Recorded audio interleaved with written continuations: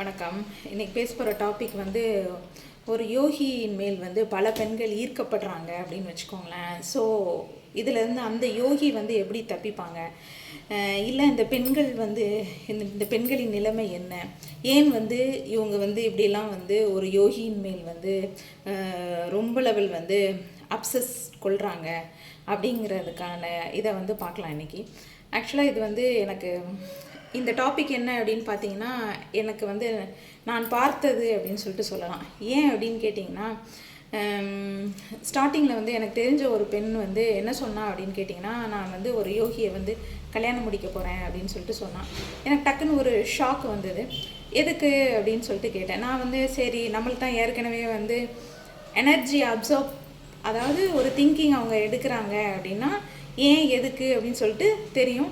அதுவுமே எனக்கு வந்து பல விதத்தில் பார்த்தீங்கன்னா எழுத்துக்கள் அவங்க வந்து எழுதுனாங்க அப்படின்னா என்ன ரீசன்காண்டி அவங்க எழுதுனாங்க.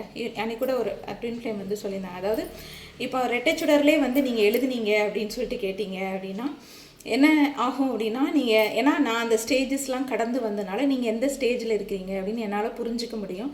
ஸோ உங்கள்கிட்ட ஏதாவது நான் கேட்கும் போது அதுக்கான சொல்யூஷன்ஸ் வந்து என்னால் சொல்ல முடியும். அதற்கு வந்து நான் பல படிகளை வந்து நான் தாண்டி வந்தால் தான் அது வந்து எனக்கு தெரியும்.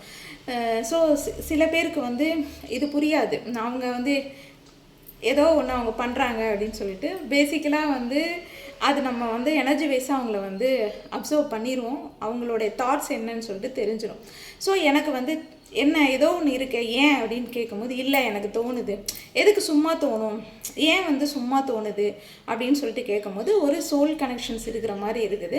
ஸோ எனக்கு தோணுது அப்படின்னா, அப்போ சோல் கனெக்ஷன்ஸ் இருக்கிற மாதிரி இருந்தால் மேரிட் பண்ணுற அளவுக்கு வந்து போகிறது வந்து சரியா அப்படின்னு சொல்லிட்டு எனக்கு தெரியல.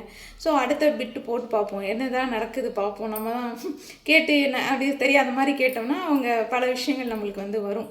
உடனே சரி என்ன அப்படின்னு சொல்லிட்டு கேட்கும்போது, இல்லை அப்போ நான் சொன்னேன் ஏதோ ஒரு நோக்கம் இருக்கணும் தானே. இப்போ யோகி பாதையில் வந்து அவங்க போனாங்கன்னா அவங்க வந்து அவங்களுடைய குறிக்கோள், அவங்களோட இது வந்து அவங்களுக்கு வந்து இறை வந்து பல செயல்கள் செய்கிறதுக்காண்டி வந்து இந்த யூனிவர்ஸ் வந்து பல கிஃப்டட் கொடுத்து தான் சேவை செய்யும் மனப்பான்மை அவங்க வந்து பொது எல்லாத்துக்குமே. ஸோ சேவை செய்யும் மனப்பான்மைக்காண்டி தான் வந்து அவங்கள வந்து இந்த இந்த புவிக்கு வந்து அனுப்பிச்சிருக்கு. ஸோ அவங்க டியூட்டியை வந்து பார்க்கணும் அப்படின்னு சொன்னால் அவங்க அதுக்கு ஆசைப்படுறாங்க அப்படின்னு சொன்னால் அதுக்கு குவாலிஃபைட் இருக்கணும் தானே இவங்களுக்கு. ஸோ என்ன அப்படின்னு கேட்கும்போது எனக்கு தெரிஞ்சது என்னென்னா, சும்மா ஒரு அவுட்லுக்கு வெளியில் உள்ள ஆசைகள் நினச்சி தான் வந்து அவங்க இப்படி சொல்கிறாங்க அப்படின்னு சொல்லிட்டு நான் வந்து புரிஞ்சுக்கிட்டேன். புரிஞ்ச உடனே நான் உடனே என்ன சொன்னேன் அப்படின்னு சொன்னால், ஆக்சுவலாக இந்த மாதிரி பீப்புள்கிட்ட வந்து நீங்கள் டீல் பண்ணும்போது என்ன அப்படின்னு சொன்னால், நார்மலாக அவங்களுக்கு வந்து தப்பு அப்படின்னு சொன்னால் கோபம் வரும். உடனே அவங்க என்ன பண்ணுவாங்களா, நம்மளே வந்து திருப்புவாங்க. சரிங்களா, ஒரு விஷயம் எந்த விஷயமா இருந்தாலும் சரி, ஒரு உண்மைத்தன்மையை வந்து நம்ம சொல்லும் போது அவங்களுக்கு வந்து ஹை ஈகோ இருந்துச்சுன்னு வச்சுக்கோங்களேன், அவங்க வந்து அதை ஏற்றுக்கவே மாட்டாங்க. ஸோ நான் சொன்னேன், இல்லை அந்த யோகியை பார்க்க எனக்கு ஹை ஃப்ரீக்குவென்சி வந்து தெரியுது.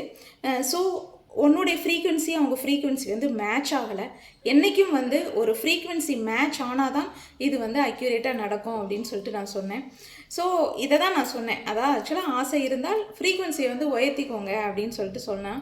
உடனே கோபம் வந்துருச்சு அவங்களுக்கு. இல்லை அது எப்படி, நான் எப்படி ஃப்ரீக்குவென்சி கம்மின்னு சொல்லிட்டு சொல்கிறது, நான் இல்லை எனக்கு அது தெரியும் இது தெரியும், எப்படி வந்து என்னையை வந்து தாழ்த்திக்கிறது உனக்கு எப்படி தெரியும் அப்படின்னு பல கேள்விகள். ஸோ சொல்லிட்டு ஓகேன்னு சொல்லிட்டு நான் விட்டுட்டேன்.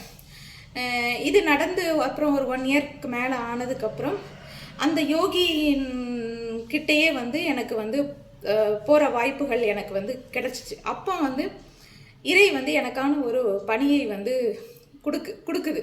சரிங்களா, பிரபஞ்சம் வந்து சில பணிகள் வந்து நம்மளுக்கு மறைமுகமாக வந்து சொல்லும், உணர்த்தும் என்ன அப்படின்னு பார்க்குறதுக்காண்டி. ஏன்னா நம்ம அப்போ வந்து வெட்டி ஆஃபீஸரை சும்மா தான் உட்காந்துருந்தோம். ஸோ ஏதோ ஒரு விஷயம் வந்து நம்மளுக்கு உணர்த்துது அப்படின்னு சொல்லிட்டு நான் உடனே பார்த்தா எனக்கு ரொம்ப ரொம்ப ஷாக் ஆயிடுச்சு. ஏன் அப்படின்னா, சரி ஒரு யோகியை வந்து ஒரு பொண்ணு கல்யாணம் முடிக்கணும்னு சொன்னால் பரவாயில்ல, பல பெண்கள் வந்து ஆசைப்பட்டால் அந்த யோகி நிலைமை என்ன ஆகும், அப்போ இந்த யோகி தப்பிப்பாரா அதுலேருந்து பார்த்தா இவங்க கன்னிங்காகவே வந்து பல விஷயங்கள் இதுக்காண்டி அவங்க வந்து செய்கிறது வந்து எனக்கு தெரிய வந்தது. ஸோ என் பணி என்ன அப்படின்னா, நான் அதை தெரிஞ்சுக்கிறது தான் எனக்கு சரியா, தெரிஞ்சுக்கிட்டு நான் வந்து கன்வே பண்ணுறது தான் என் வேலை. இவங்கவுங்க எந்த மாதிரி நேச்சர்ஸில் வந்து இருக்கிறாங்க. ஏன் அப்படின்னு கேட்டிங்கன்னா, இவங்களுக்கு வந்து ஒரு அவ்வளோதான், ஒரு ஷார்ட் பீரியட் ஆஃப் டைமிங்கில் வந்து உங்களுக்கு வந்து ஒரு விஷயத்தை வந்து நம்மளுக்கு ஒரு பணி கொடுத்தாங்க அப்படின்னு சொன்னால் அதை தெரிஞ்சுக்கிட்டு நம்ம வந்து முடிச்சுட்டு அந்த மிஷின் சர்ட்டை முடிச்சுட்டு நம்ம வந்து வெளியே வந்துட வேண்டியதான். ஸோ எனக்கே ரொம்ப ரொம்ப ரொம்ப ஷாக்கிங்காக இருந்தது. ஆனால் அந்த யோகி வந்து என்ன பண்ணுவாங்க அப்படின்னு கேட்டிங்கன்னா, பல புத்திமதிகள் வந்து சொல்லி பார்ப்பாங்க சரிங்களா. ஆனால் இதற்கு வந்து அதாவது நிறைய அரசியல் உள்ள நடக்கும் உங்களுக்கு, அதெல்லாம் சொல்ல முடியாது, நிறைய இருக்குது. ஸோ இதில் இருந்து அவங்க தப்பிக்கணும் அப்படின்னா இது ஒரு வகை அந்த யோகிக்கு வைக்கிற டெஸ்ட்டாக கூட இருக்கலாம். இறை வந்து அது செய்கிறதுக்கான வாய்ப்புகள் இருக்குது, எப்படி இருக்கிறான் பார்ப்போம் அப்படிங்கிற மாதிரி ஒரு வாய்ப்பு. ஸோ அதெல்லாம் அவங்க அதை கடந்து அவங்க வந்து சக்ஸஸ் ஆகிறதான், அதாவது உணர்த்துறது மட்டும்தான் இறையோட வேலையாக இருக்கும். அவங்க கடக்கிறது வந்து அவங்களோட டியூட்டியாக தான் இருக்கும். அவங்க அதுக்கப்புறம் தான் அவங்களுக்கு வந்து அடுத்த கட்டத்துக்கு வந்து இறை வந்து இதாகும்னு சொல்லிட்டு நான் வந்து புரிஞ்சுக்கிட்டேன். ஸோ ஏதோ அந்த யோகி வந்து நல்ல யோகி இருந்திருக்கார் போல், சொல்லி இப்போ நிறைய பார்த்தாரு. ஸோ யாரும் கேட்குறாப்புல இல்லை. ஏன்னா இது வந்து அதாவது பெண்களை பற்றி நான் பேசிக்கலாக வந்து ரொம்ப குறை சொல்ல மாட்டேன். எனக்கு நம்ம பெண்மைங்கனால ரொம்ப குறை சொல்ல எனக்கு பிடிக்காது. பட் அப்படின்னு பெண்கள் இருக்காங்க, ரொம்ப அப்சஸ்டாக இருக்கிறாங்க. வெளியில் உள்ள உடல் சுகம், காமம், இச்சைக்காண்டி ஒரு குரூப்பாக இருந்துக்கிட்டு அவங்க பணம், பேர், புகழ், அது சொல்லவே நம்மளுக்கு ரொம்ப கஷ்டமாக இருக்கும். ஸோ ஆனால் அந்த குரு வந்து என்ன பண்ணுவாங்க அப்படின்னு கேட்டிங்கன்னா, நிறைய வந்து அவங்களுக்கு வந்து புரிய வைப்பாங்க சரிங்களா. அவங்க வந்து அந்த அவங்களோட புரிதலுக்காண்டி வந்து அவங்க பல செயல்கள் வந்து செஞ்சு பார்ப்பாங்க. அதே சமயம் அவங்களும் வந்து தப்பிக்கணும் அப்படிங்கிறதுனால தப்பிச்சுக்கிடுவாங்க. நல்ல குருவாக இருந்தால் தப்பிச்சுப்பாங்க, இல்லை அப்படின்னு சொன்னால் யோகி வந்து மாட்டிப்பாங்க. பரவாயில்ல, வித் காட் கிரேஸ். எனக்கு வந்து ஏன் அப்படின்னா, இந்த பணி அப்படிங்கிறது எனக்கு கொடுத்தது யார் அப்படின்னு கேட்டிங்கன்னா, என்னோட சூட்சம குரு. ஸோ என்னோட சூட்சம குரு அப்படின்னு சொல்லும் போது கண்டிப்பாக நிச்சயமாக அது சரியாக தான் இருக்கும். ஏன்னா இதனாலே நானும் பல கஷ்டங்கள் அனுபவிக்க வேண்டியது இருக்கும். ஏன் அப்படின்னு கேட்டிங்கன்னா, அவங்க எல்லாரும் வந்து நம்மளை வந்து எதிரியாக பார்க்க ஆரம்பிச்சிடுவாங்க. ஆக்சுவலாக நான் அதில் ஒரு பார்ட்டாகவே இருக்க மாட்டேன். பட் உண்மையை கண்டுபிடிக்கிறோம் அப்படின்னு சொன்னால் கோவம் வருதில்ல அவங்களுக்கு. ஸோ நம்ம மேலே பல விஷயங்கள் வந்து திணிப்பாங்க. அந்த அந்த பேர்டன்லாம் நம்ம வந்து தாங்கணும். ஸோ எனக்கும் ஒரு அப்லிட் கிடைக்கும், எனக்கும் ஒரு கிஃப்ட் கிடைக்கும். நான் கரெக்டாக இதை பண்ணிட்டேன் அப்படின்னு சொன்னால் எனக்கும் ஒரு கிஃப்ட்டு கிடச்சிச்சு நிறையா. ஸோ இதில் ஒரே ஒரு சந்தோஷம் என்னென்னா, அந்த யோகியும் தப்பிச்சுக்கிட்டேன் அப்படிங்கிறதான் மிகப்பெரிய. ஏன்னா நம்ம ஒரு பணி செஞ்சுருக்கோம். ஸோ அவங்களும் வந்து கரெக்டாக இருந்தாங்கன்னா நல்லது, இல்லைன்னா நிறைய பேர் வந்து அதில், ஏன்னா இது ரொம்ப ரொம்ப இந்த காலகட்டத்தில், கலிகாலகட்டத்தில் வந்து இந்த மாதிரி தப்பிக்கிறது அப்படிங்கிறதுனா வந்து ரொம்ப ரொம்ப கஷ்டம். எப்பம்டா சிக்குவான் அப்படின்னு சொல்லிட்டு இவங்க வந்து என்ன பண்ணுவாங்க, எந்த அளவுக்கு வந்து இவங்க வந்து அவங்க கிட்ட வந்து அன்பாக இருந்தாங்க, காதலாக இருந்தாங்கன்னா அந்த அளவுக்கு அவங்க வந்து ஆப்போசிட்டாக மாறிடுவாங்க சரிங்களா. அதாவது கிடைக்கிற இந்த ஏதோ ஒரு படத்தில் கூட, என்ன படம்னு தெரில எனக்கு, ரஜினிகாந்தை வந்து இன்னொருத்தனை கல்யாணம் பண்ணிட்டா அப்படின்னு சொல்லிட்டு இவ போயிட்டு ரொம்ப வருஷமாக உள்ளே போய் உட்காந்து பூட்டிக்கிட்டு, ஆனால் பேர் வந்து காதல் அப்படின்னு சொல்லுவாங்க, நான் ரொம்ப காதலிக்கிறேன் அப்படின்னு சொல்லிட்டு, அது ஈகோ, அந்த ஈகோ காதல் அதெல்லாம் சரிங்களா. அது வந்து அடைஞ்சே தீரணும் அப்படிங்கிற வெறி வந்துடும் உங்களுக்கு. ஸோ நான் என்ன சொல்ல வரேன் அப்படின்னா, இவங்க வந்து இந்த யோகிஸ் அதை பற்றி இப்போ பேச வரேன் நான். அது ஸ்டார்டிங்கில் இதை ஏன்னா உண்மை கதை, நடந்த கதையை நம்ம சொல்லிவிட்டு அதுக்கப்புறம் வந்து என்ன பண்ணலாம். சரி, ஓகே, இவங்களுக்கு வந்து இப்படி ஒரு பெண்மை கல்யாணம் முடிக்கலான்னு நினச்சா பரவாயில்ல. கொஞ்சம் யோசித்து பாருங்கள், பல பெண்கள்லாம் அந்த யோகி நிலைமை என்ன இருக்கும். நம்ம வேறு கற்பனை வேறு ரொம்ப பண்ணுவோமா. எனக்கு சிரிப்பு தான் வரும் பல விஷயங்களை நினைக்கும் போது, ஏன் பெண்கள் இப்படிலாம் இருக்கிறாங்க அப்படின்னு சொல்லிட்டு. ஸோ இப்போ பார்த்தீங்க அப்படின்னா, இப்போ என்னென்ன இருக்கும், இப்போ பல பெண்களை வந்து இந்த யோகிஸ் வந்து இப்படி மேரேட் பண்ணோம்னா அந்த இது என்ன நினைக்கும் அப்படின்னா, அந்த யோகிஸ் என்ன பண்ணணும், நல்ல யோகியாக இருந்தால் என்ன பண்ணுவாங்க அப்படின்னா, ஃபஸ்ட்டு வந்து அவங்க என்ன பண்ணுவாங்கன்னா, சாந்த நிலைக்கு வந்து போயிடுவாங்க. அவங்க யோகி மனசில் வந்து என்ன இருக்கும் அப்படின்னு கேட்டிங்கன்னா, இவர் எனக்கு சொந்தம், இவர் அல்ல என்று பாகுபாடு வைக்க மாட்டார். ஃபஸ்ட்டு பாயிண்ட்டே என்னென்னா, அந்த யோகிஸ் நல்ல யோகியாக இருந்தால் பாகுபாடு வைக்க மாட்டார். எல்லோரிடமும் ஒரே மாதிரியாத அன்பு, கருணை, கரிசனை வந்து காட்டுவார் சரிங்களா. அதனால் அவர் மனம் கலக்கம் அடையாமல் சாந்தமாக இருப்பார். இதான் பெஸ்ட் குவாலிட்டி. வேறு பல பெண்கள் வந்து திருமணம் செய்யணும் அப்படின்னு சொல்லிட்டு ஒரு யோகியை வந்து அப்ரோச் பண்ணுறாங்க அப்படின்னு சொன்னால் அவருடைய முதல் நிலை இதாக தான் இருக்கும்.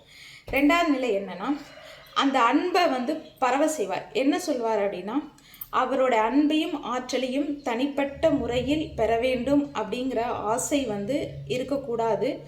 நீங்கள் வந்து அந்த யோகியுடைய அன்பு வந்து ஒருவருக்கும் அல்ல, எல்லோருக்கும் ஆனது, எல்லோருக்கும் பரவச நிலை கொடுக்கறதுக்காண்டி தான் அவர் வந்திருக்கிறாரு அப்படின்னு சொல்லி அவர் வந்து புரிய வைப்பார். நான் வந்து ஒரு சிங்கிள் இது கிடையாது, எல்லோருக்கும் அன்பை சொல்லி புரிய வைப்பேன் அப்படின்னு சொல்லிட்டு சொல்லுவார்.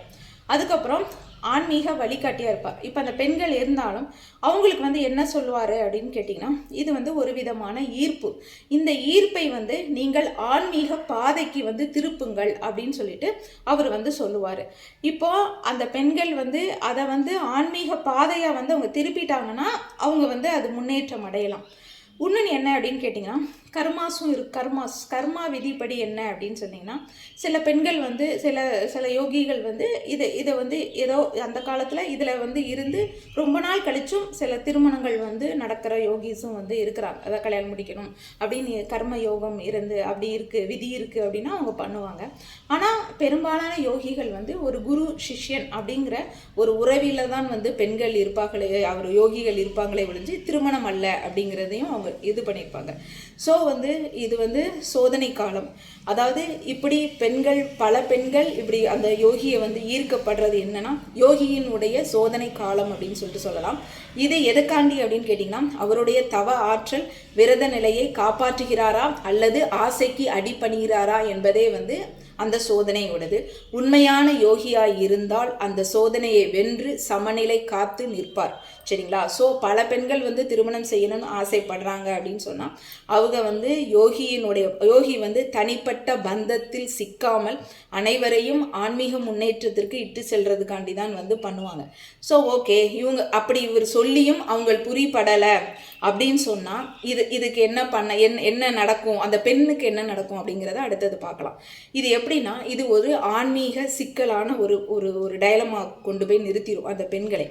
எப்போ அப்படின்னா, அவங்களுடைய அதாவது யோகியினுடைய ஆற்றலுக்கு வந்து ஈர்க்கப்பட்டு ஒரு திருமணம் இல்லை உடல் பந்தம் அப்படின்னு சொல்லிட்டு தவறாக அவங்க புரிஞ்சு இருந்து எப்படியாவது அடைய வேண்டும் என்ற அப்சஷன் கொண்டுட்டாங்க அப்படின்னு சொன்னால் அந்த பெண்ணின் நிலை என்ன ஆகும்னா, அது வந்து கரும பிணைப்பாக உருமாகணும் வந்து ஆற்றல் வந்து மேலே எழும்பாது, காமம் அகங்காரம் மட்டும்தான் மேலே எழும்பும். அதனால அவங்களுக்கு வந்து மன அழுத்தம், குழப்பம், ஆசை நிறைவேறாமை, ஆன்மீக வீழ்ச்சி அடைவார்கள்.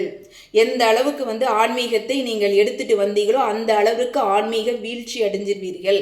அப்போ சித்திகள் திரும்பி பாதிக்கும் வாய்ப்பு அதிகம். இதுதான் நான் சொல்கிறேன். சித்திகளை நீங்கள் எந்த அளவுக்கு வந்து மெடிடேட் பண்ணி சித்திகள் பெற்றிருந்தாலும் அந்த சித்திகளே வந்து உங்களை வந்து என்ன செய்யணும், பேக் ஃபயர் அடிக்கும், திருப்பி அடிக்கும்.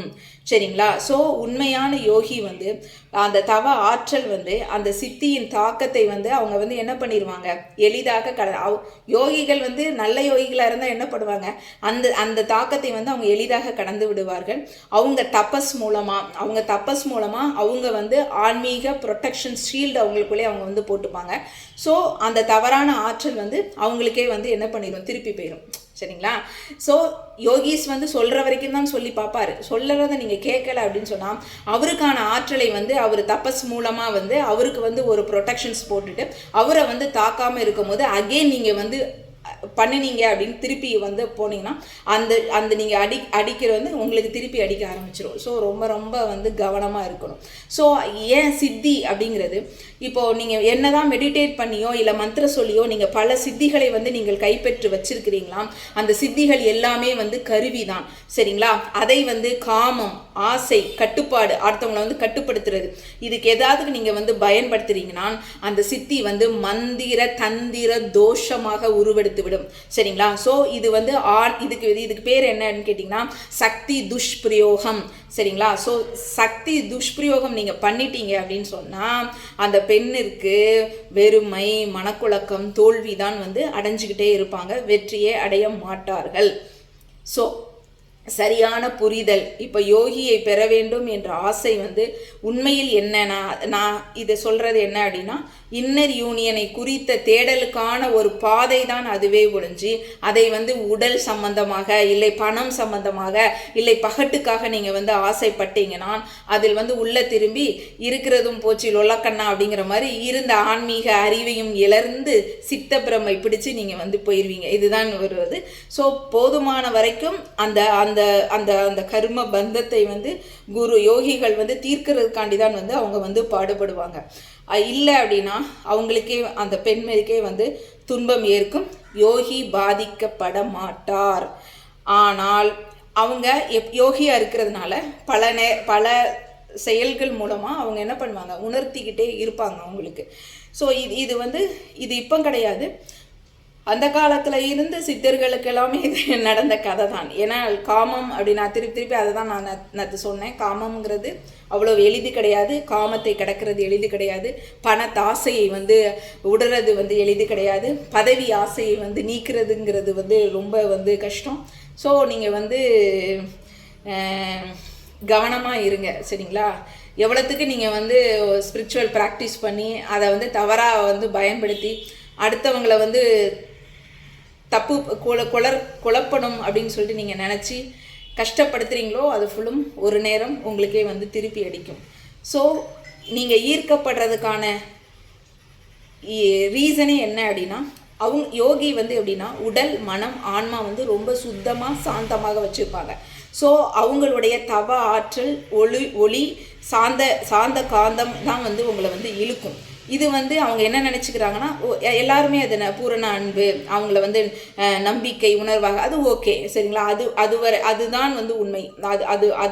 அதுதான் ஏன் அப்படின்னா இவங்களுக்கோட ஆற்றல் வந்து ஒரு மேக்னெட்டிக் பவரை வந்து பெண்களுக்கு வந்து கொடுக்கும். அதனால ஈர்க்கப்படுறாங்க. ஃபர்ஸ்ட் அவர் வந்து அன்கண்டிஷனஸ் லவ்வாக இருக்கிறதுனால, அந்த அன்பின் வடிவமாக இருக்கிறதுனாலையும் பெண்கள் வந்து அவங்க கிட்ட வந்து இது பண்ணுறாங்க. ஆனால் இவரை பெற்றால்தான் நான் முழுமையடைவேன் அப்படிங்கிறது நினைக்கிறது பெண்களுடைய தப்பே ஒழிஞ்சு யோகிகள் தப்பு கிடையாது. இது வந்து எப்படின்னா யூனியன் ஆஃப் சிவ சக்தியை வந்து நீங்கள் உள்ளுக்குள்ளே வந்து பண்ணணும் அப்படிங்கிறது காட்டுறதுக்காண்டி தான் இந்த இதுவே ஒழிஞ்சு வெளியே தேடுறதுக்கான ஒரு இல்லை. ஸோ இந்த யோகிகள் வந்து ரொம்ப பாதுகாப்பாக இருப்பாங்க, நம்பிக்கையாக இருப்பாங்க. ஸோ அதனால தான் அவங்ககிட்ட எல்லா பிரச்சனையும் வந்து சொல்லுவாங்க, நார்மலாக பண்ணுவாங்க. ஏன்னா அவங்களுடைய சாந்த ஆற்றல் அப்படிங்கும்போது ஒரு பெண்களுக்கு வந்து நார்மலாகவே வந்து பாதுகாப்பு கொடுக்கும். ஸோ அவங்க கர்ம வினை முன்பிறவி தொடர்புகள். ஸோ பார்த்தவொடனே என்னென்னா இதை தான் சொல்லி வந்து அவங்க வந்து சோல் கனெக்ஷன்ஸ் எடுக்கிறாங்க. முன்பிறவி பந்தம் இருக்குது, அந்த பந்தம் காரணமாக நான் வந்து இவரை தான் நான் வந்து திருமணம் செய்வேன் அப்படின்னு சொன்னால் அது எல்லாமே வந்து பந்தம் அப்படின்னா அதான் சொல்றேன். ஏகப்பட்ட பந்தம், ஒரு பந்தம் கிடையாது, பல பிறவி பந்தங்கள். இப்போ யோகியா இவங்களோட அதான் மாயை, சரிங்களா? இல்யூஷன்ஸ் அடுத்தது சொல்ல முடியாது. ஸோ இது வந்து உண்மையான ஆன்மீக ஈர்ப்பு அல்ல, அது மனமாயை. யோகியின் சாந்த குணம், அவங்களுடைய தவம், இதை தான் வந்து உங்களை வந்து எனக்கானவர் அப்படிங்கிறது வந்து காட்டுதே ஒழிஞ்சு இது வந்து முற்பிறவியினுடைய பந்தங்கள்னால நான் இவர்கிட்ட போய் நான் சேர போகிறேன். முற்பிறவியில் பல பேர் இந்த பிறவி பந்தத்திலே பல பேர் திரும்புகிறேன்னா பந்தம் இருக்கு. முற்பிறவியில் வந்து பந்தம் சொல்லிட்டு கியூ கேட்டி நின்னா அந்த யோகி என்ன பண்ணுவார்? இதில் வந்து சொன்ன நம்மளை வேற அடிப்பாங்க உட்காந்துட்டு. நல்லது சொன்னால் உண்மையை சொன்னால் நான் பிடிக்காது யாருக்கும். ஸோ யோகியாக பாருங்கள், சரிங்களா? அவங்ககிட்ட இருந்து என்ன ஆன்மீக ரீதியாக கற்றுக்கலாங்கிறதோட நிறுத்திக்கோங்க. அதுக்கு மேலே போனீங்கன்னா நீங்கள் எவ்வளவுதான் சித்தி பெற்றிருந்தாலும் அதை தவறாக நீங்கள் பயன்படுத்த அப்சஸ்னால, நீங்கள் தவறாக உங்களோட ஈகோனால், உங்களோட அப்சஸ்னால், உங்களுடைய ஆசையினால், உங்களோட இச்சையினால் நீங்கள் வந்து பயன்படுத்திக்கிட்டே இருக்கிறீங்க தவறா அப்படின்னு சொன்னால் அது திரும்பி உங்களை அடிக்கும். Be careful. தேங்க்யூ.